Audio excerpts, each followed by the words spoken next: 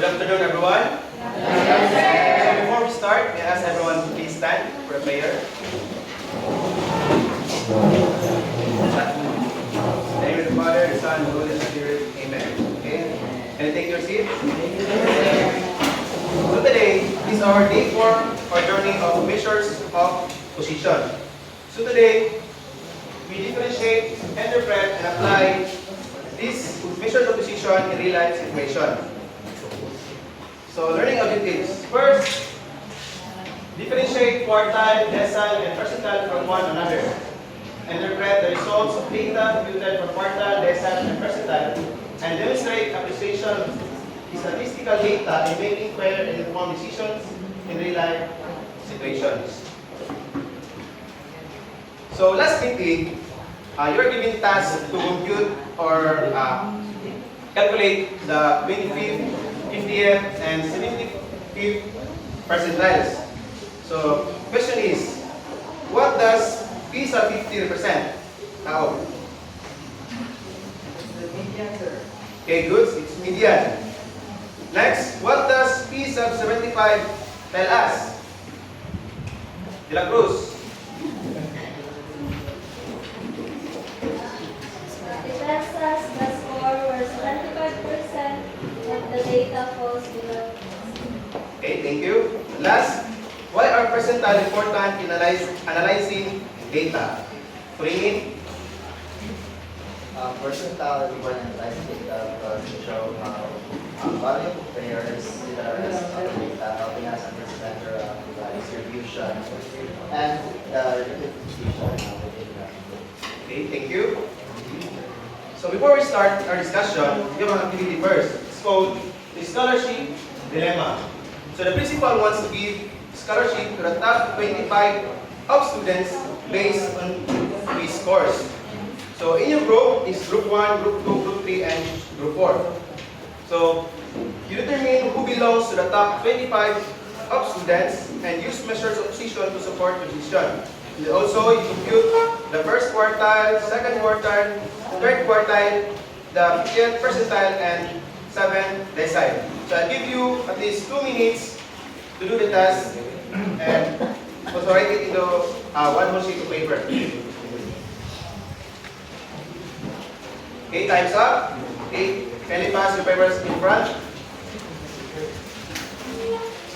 So now I have a question here. First, and question number 1 is for group 1. What does Q sub 3 represent and which students belong to the lower 75? Lower 75%. Anyone for group 1? So the third quartile represents the 70th percentile, where students belonging to the lower 75% are those with scores ranging from 55 to 84. Okay, thank you. Number 2, which students have scores greater than and less than Q sub 1? Group 2? Those greater than quarter 1 are scores from 68 to 95. Those quarter 1 are scores from 55 to 67. Okay, thank you. Question number 3. Which students have scores greater than and less than P sub 50? Group 3. Those greater than 50 percentile are scores from 57 to 95, and those less than are scores from 55 to 70. Okay, thank you. Last, if a student scored 85, do they belong to the top 25%? Why or not? Why not? So the Four. top 25% is the beauty, and the score that belongs to the beauty is the 85% is 84.25. And since 85 is higher than 84.25, it belongs to the top 25 scores. Okay, thank you everyone. Next. So now we're going to differentiate the quartile, decile, and percentile. So the quartile, it divides data into 4 equal parts, while decile 10 equal parts, and percentile 100 equal parts. Each part equals 25%, 10%, and 1%. Number of dividers, quartile 3, decile 9, and percentile 99. Notation, Q sub 1 to Q sub 3. Then sa decile 1 to decile 9. Then the percentile P sub 1 to P sub 99. Then precision level is precise, decile moderately precise, and percentile most precise. Then common use. So ang quartile is yung common use sa below and upper 25%. Example sa katong scholarship dilemma kanina sa atong activity. Then the decile is upper and lower 10 to 20%. Then the percentile is except rank in 100%. For example, this P sub 90 is equal to top 10%. So using the data in our activity sa katong scholarship dilemma, atong ay determine diri kung kinsa nga students o pila ka students ang belong sa upper 25 o kinsa ang students nga qualify for scholarship. So atong makita diri nga ang Q sub 3 is equal to 84.5. So it means nga ang greater than 84.5 ang katong mga students nga qualify for scholarship.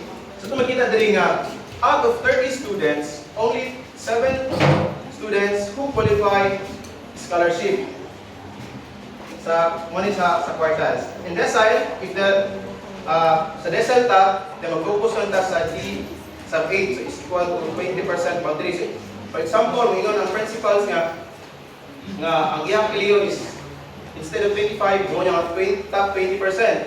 So gamit daw upper D8.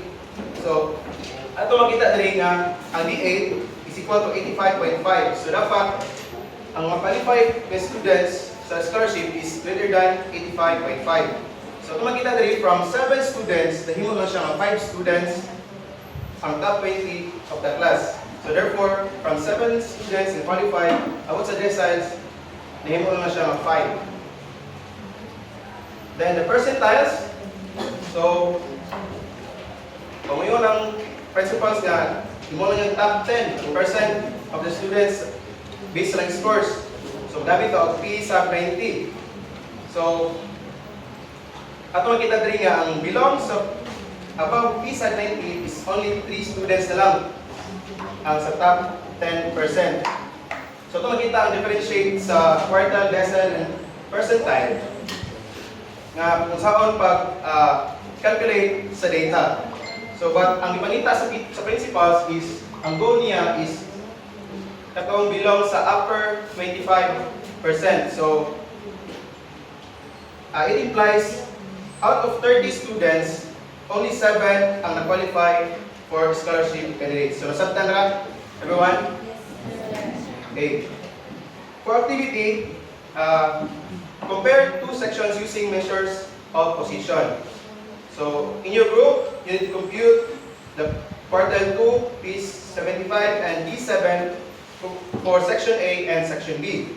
Then number 2, provide a clear interpretation for each computed result.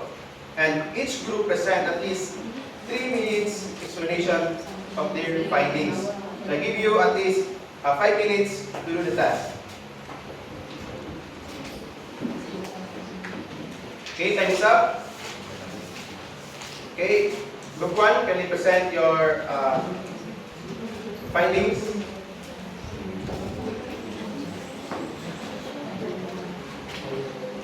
Okay, thank you. So, what ang activity this afternoon? So, before we end, I give you a assignment. So, each group gather a daily screen time in minutes of 30 different individuals and complete the following. First, calculate measures, find quartile 3, lesson 7, and P sub 90 from your collected screen time data. Then identify heavy users. So determine which individuals belong to the top 10% of heavy screen users. And thus, present your findings in a structured mini research presentation.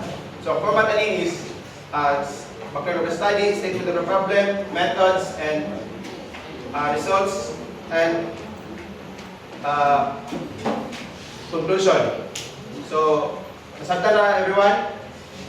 So, i-pass nyo niya ang assignment sa next meeting. So, that's all for today.